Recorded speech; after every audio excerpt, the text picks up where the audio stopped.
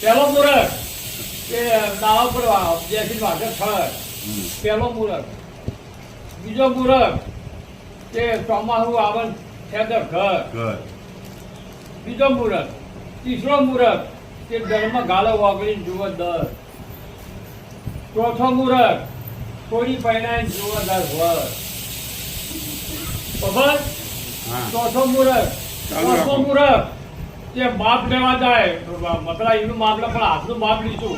આપણું માપ ઘરનું બાયણાનું માપ લઈ અને માપ લીધું અને પડ્યો ગાળામાં કે ગાઢવા છે કે મારું માપ જતું રહે. પાંચમો મુહૂર્ત કે છઠ્ઠો મુહૂર્ત કે મારું સારું ચોમાસામાં તો કેળવાનું થાય પણ મેઘમાં જે એ છઠ્ઠો મુહૂર્ત પગલો.